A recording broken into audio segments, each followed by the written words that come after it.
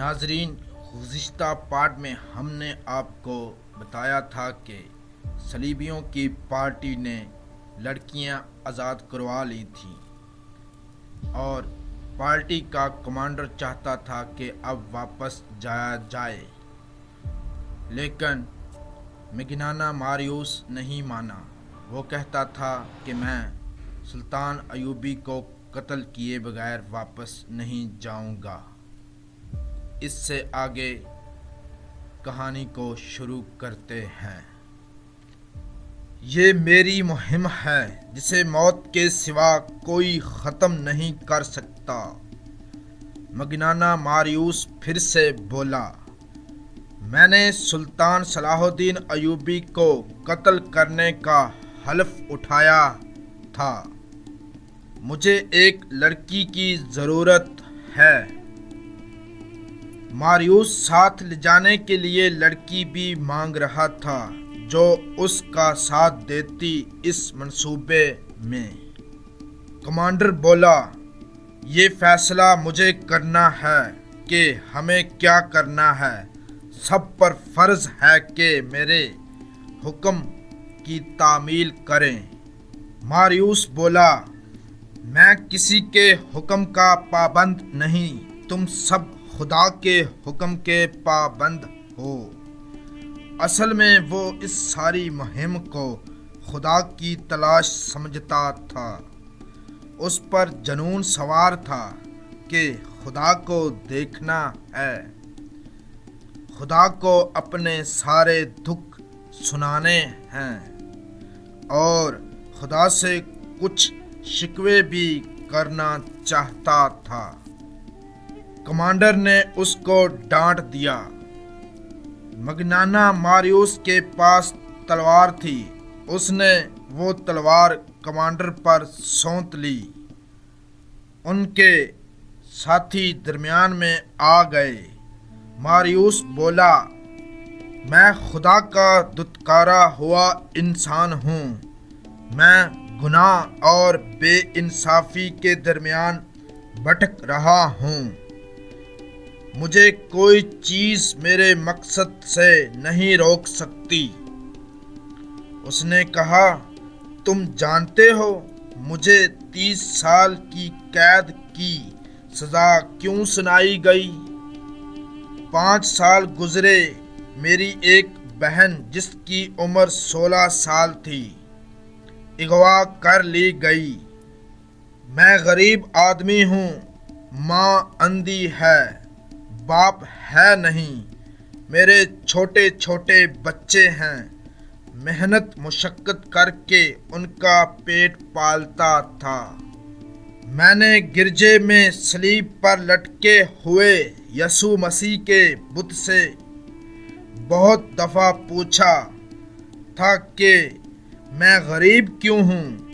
میری ماں کو خدا نے کیوں اندھا کیا ہے؟ یسوع مسیح نے مجھے کوئی جواب نہیں دیا، اور جب کنواری بہن اغوا ہوئی تو میں نے گرجے میں جا کر کنواری مریم کی تصویر سے پوچھا تھا، میری کنواری بہن کے کنوار پن پر تجھے ترس کیوں نہیں آیا؟ وہ معصوم تھی، اس کو خدا نے حسن دیا جو اس کے لیے عذاب بن گیا۔ مجھے یسوع مسیح نے بھی کوئی جواب نہیں دیا، مجھے کنواری مریم نے بھی کوئی جواب نہیں دیا۔ ایک روز مجھے ایک بہت ہی امیر آدمی کے نوکر نے بتایا کہ تمہاری بہن جس آدمی کے گھر میں ہے وہ عیاش آدمی ہے، کنواریوں کو اغوا کرتا ہے، تھوڑے دن ان کے ساتھ کھیلتا ہے اور انہیں کہیں غائب کر دیتا ہے۔ لیکن وہ آدمی بادشاہ کے دربار میں بیٹھتا ہے۔ میں اس کے گھر گیا اور اپنی بہن واپس مانگی۔ اس نے مجھے دھکے دے کر اپنے محل سے نکال دیا۔ پھر میں گرجے میں گیا، یسوع مسیح کے بت اور کنواری مریم کی تصویر کے آگے رویا، خدا کو پکارا، مجھے کسی نے جواب نہیں دیا۔ میں گرجے میں اکیلا تھا، پادری آ گیا، اس نے مجھے ڈانٹ کر گرجے سے نکال دیا، کہنے لگا یہاں سے تصویریں چوری ہو گئی ہیں، نکل جاؤ ورنہ پولیس کے حوالے کر دوں گا۔ میں نے حیران ہو کر اس سے پوچھا کیا یہ خدا کا گھر نہیں؟ اس نے جواب دیا تم مجھ سے پوچھے بغیر خدا کے گھر میں کیسے آ گئے؟ اگر گناہوں کی معافی مانگنی ہے تو میرے پاس آؤ، اپنا گناہ بیان کرو، تم خدا سے براہ راست کوئی بات نہیں کر سکتے، جاؤ نکل جاؤ یہاں سے۔ اور میرے دوستو، مجھے خدا کے گھر سے نکال دیا گیا۔ وہ ایسے لہجے میں بول رہا تھا کہ سب پر سناٹا طاری ہو گیا۔ لڑکیوں کے آنسو نکل آئے، صحرا کی رات کے سکوت میں اس کی باتوں کے تاثر کا سب پر طلسم طاری ہو گیا۔ وہ کہہ رہا تھا میں پادری کو، یسوع مسیح کے بت کو، کنواری مریم کی تصویر کو اور اس خدا کو جو مجھے گرجے میں نظر نہ آیا، شک کی نظروں سے دیکھتا نکل آیا۔ گھر گیا تو اندھی ماں نے پوچھا میری بچی آئی یا نہیں؟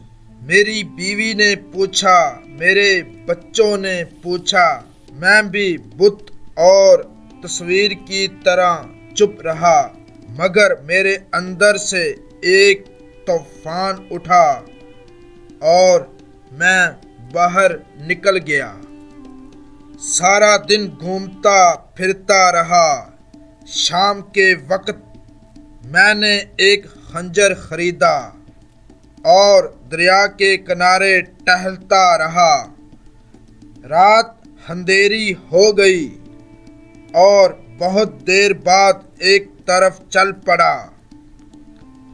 مجھے اس محل کی بتیاں نظر آئیں جہاں میری بہن قید تھی۔